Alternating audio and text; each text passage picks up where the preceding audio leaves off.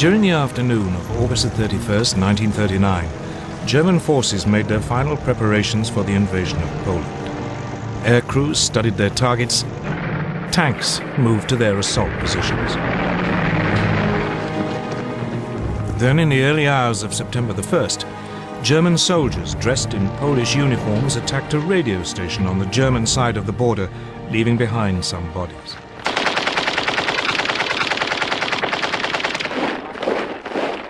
This was the aggression which Hitler later used to justify his attack.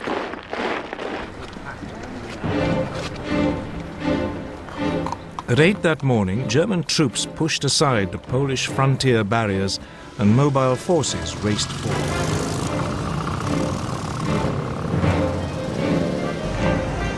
Two days later, on September the 3rd, Britain and France declared war, honoring their promise to stand by Poland. But by then, the Poles were in deep trouble. They were not only outnumbered, but facing a new form of warfare for which they were ill-prepared. Blitzkrieg.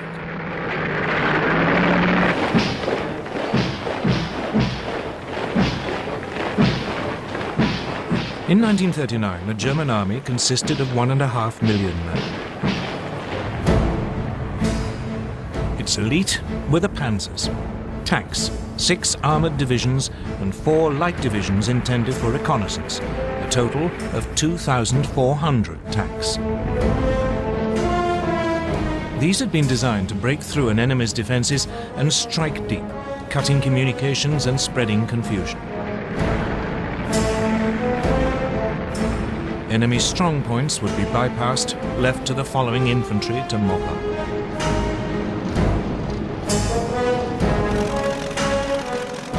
The new German Air Force, the Luftwaffe, was also designed for blitzkrieg.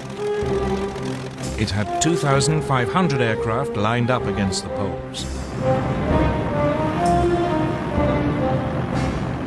The most notorious was the Junkers Ju-52 Stuka dive bomber. It was a form of flying artillery, making pinpoint attacks in support of the fast-moving ground forces. The Poles could muster just 600 planes. On the ground, it was just as bad. Poland's army was just 500,000 strong. It had only 880 tanks. It even had 11 brigades of cavalry, lances and horses against army. But it wasn't just numbers that gave the Germans their advantage. They used their panzers in a radically new way, as separate, hard-striking units. The Polish tanks were dispersed to support their infantry. The Poles' task had been made even more difficult by the German takeover of Czechoslovakia. The west of the country, including the capital Warsaw, was now surrounded on 3 sides by German-controlled territory. This geographical advantage was essential to Germany's grand plan. The task of the first thrust of the tanks was to create an initial breakthrough. But actually winning the war depended on deep pincer movements designed to surround and crush the enemy. These would come from Army Group North under General Fedor von Bock. He would launch 2 thrusts from northeast Germany and East Prussia. Army Group South under General Gerd von Rundstedt would launch 2 more from Silesia and Slovakia. The aim would be for the pincers to meet near Warsaw and Brest-Litovsk.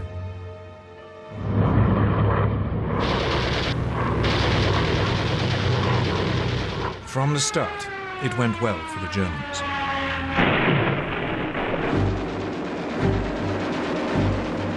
The Polish Air Force was effectively eliminated within the first 2 days.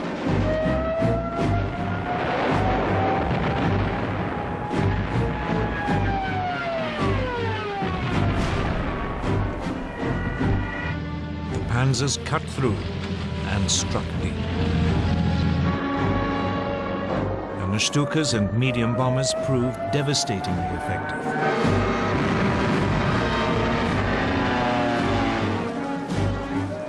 The Poles were sliced apart, pinned into pockets which yielded vast numbers of prisoners.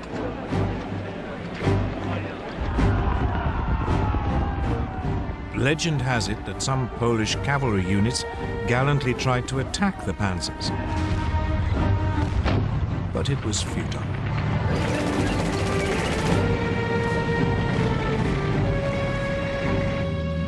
They were just brushed aside. By September the 8th, the inner pincers had met up. German troops were advancing on the outskirts of Warsaw. On September the 17th, the outer pincers met at Brest-Litovsk.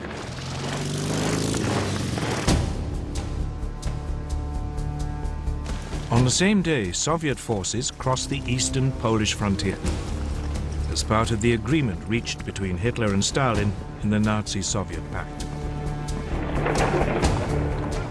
The Polish army was now in full retreat, its government fleeing abroad. Warsaw, however, fought on.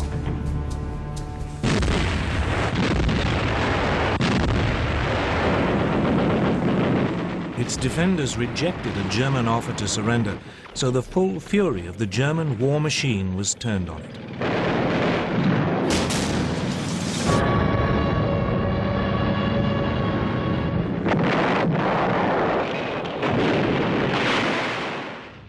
Watching it all was Adolf Hitler, who had followed close behind his conquering army.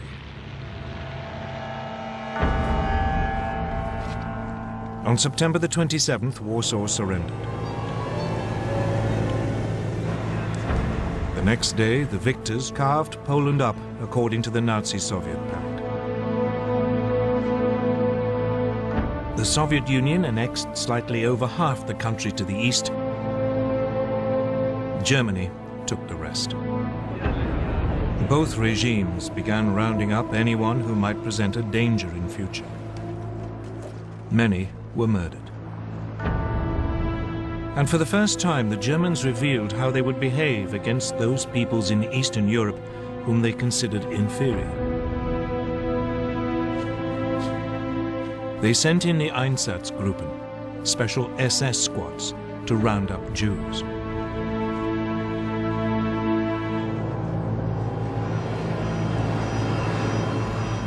Most were forced into ghettos in the major cities, where they would be starved to death.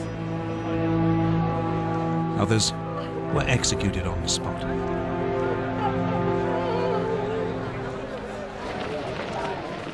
This was not, however, the end of the Polish army. More than 50,000 troops escaped and eventually reached France. There, a provisional government had been formed by General Władysław Sikorski. The Poles would fight on bravely from abroad.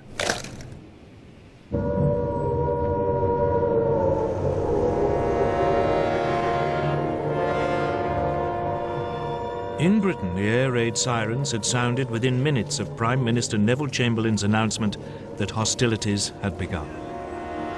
In fact, despite their politicians' guarantees of Polish sovereignty, Britain and France had done very little to help Poland. As Hitler had gambled, they had no idea what to do once they had actually declared war. Both countries had begun mobilization. Air raid precautions were speeded up. Anti-aircraft guns were placed in major cities. Shelters were erected. Soon, children were being evacuated. Everyone had to carry gas masks, and a blackout was introduced. The British Army began to deploy its 100,000-strong expeditionary force to northern France. French troops did advance a little way inside the German border, but they refused to move beyond the protective cover of artillery range. The initiative was still firmly in Hitler's hands. And he at least knew precisely what he was going to do next.